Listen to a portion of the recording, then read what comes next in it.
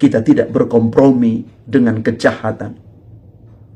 Kita mau tetap komit bahwa jiwaku tetap terpelihara di dalam Tuhan, karena Tuhan pasti memberikan yang terbaik untukku.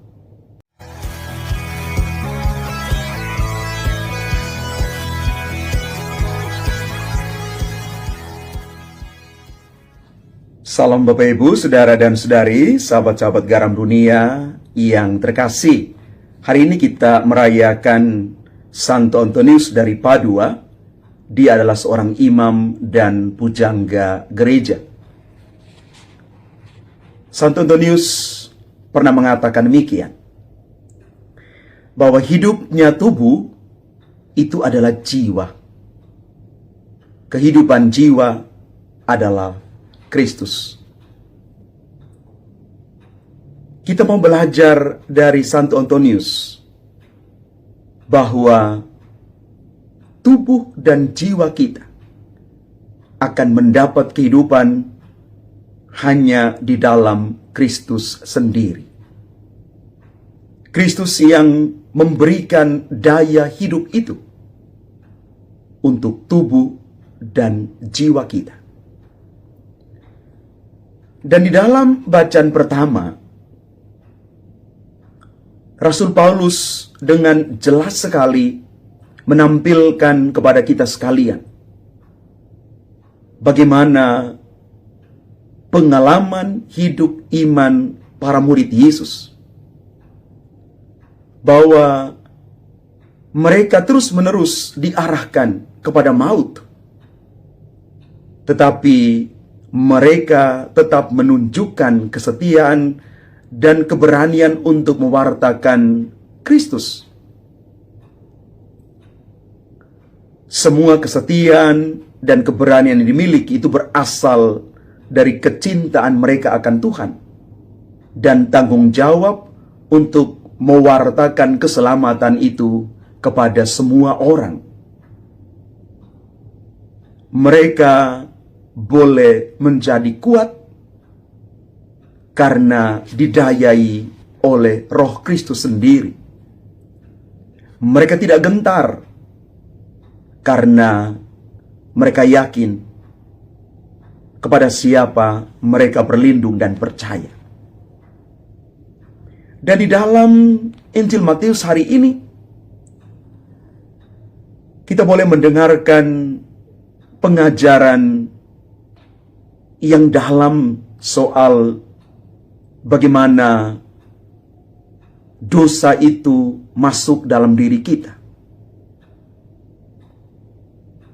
Dalam khotbah di bukit, Yesus berkata demikian, "Kalian telah mendengar sabda, jangan berzina. Tetapi aku berkata kepadamu, barang siapa memandang seorang wanita dengan menginginkannya, dia sudah berbuat zina di dalam hatinya." Ini satu pernyataan yang sangat keras sebenarnya. Satu pernyataan yang sangat kontroversial dari Yesus. Tetapi di sini kita mau belajar bahwa dengan mata dan hati ternyata orang bisa dapat berzina. Semuanya itu bisa terjadi karena hilangnya kesetiaan dalam diri manusia, dan buah dari semuanya itu adalah kehancuran. Maka di sini kesetiaan adalah kunci supaya orang bisa selamat. Kesetiaan bukan perkara yang mudah. Kesetiaan diuji setiap saat. Apakah kita bisa setia? Bapak Ibu Saudara-saudari terkasih, dari dua bacaan kudus ini, ternyata Tuhan itu menghendaki manusia untuk mendapatkan keselamatan. Karena itu kita dituntut tegas demi mendapatkan keselamatan yang ditawarkan oleh Allah itu. Ketegasan ini diwujud nyatakan dengan tidak permisif terhadap kesalahan yang kita perbuat. Mudah memberikan maaf kepada orang lain itu memang harus kita lakukan. Tetapi terlalu mudah memberi maaf terhadap pelanggaran yang kita buat, itu bisa membawa malapetaka. Bukan untuk kita, tetapi juga untuk orang lain. Maka dari bacaan-bacaan kudus hari ini, kita mau memeriksa batin kita, jiwa kita, komitmen kita. Apakah selama ini aku tegas punya komitmen untuk mengendalikan diriku? Apakah aku selama ini berjuang untuk punya komitmen merawat jiwaku ini supaya tetap bersih? Bapak Ibu saudara-saudari terkasih, segala sesuatu yang datang dari luar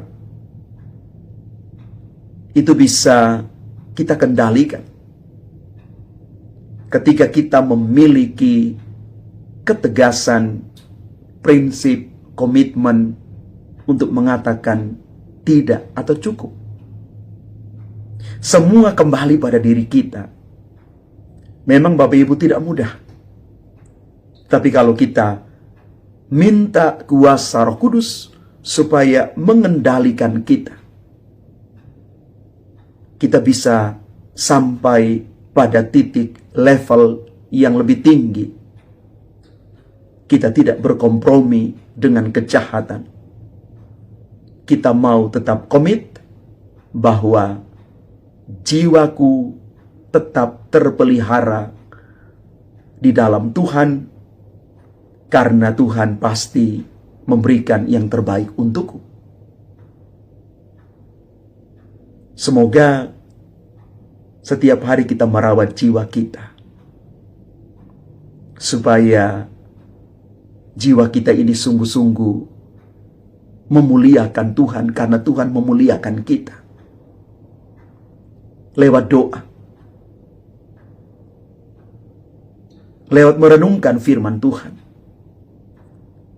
yang berpuncak di dalam Ekaristi Kudus, kita boleh merawat jiwa kita. Dan jangan lupa Bapak Ibu,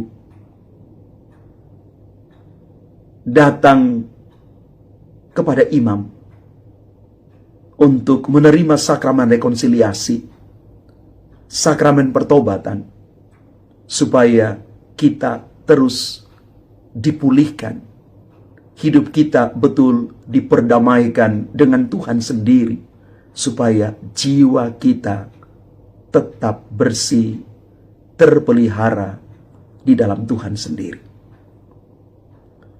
Tuhan memberkati kita sekalian. Amin.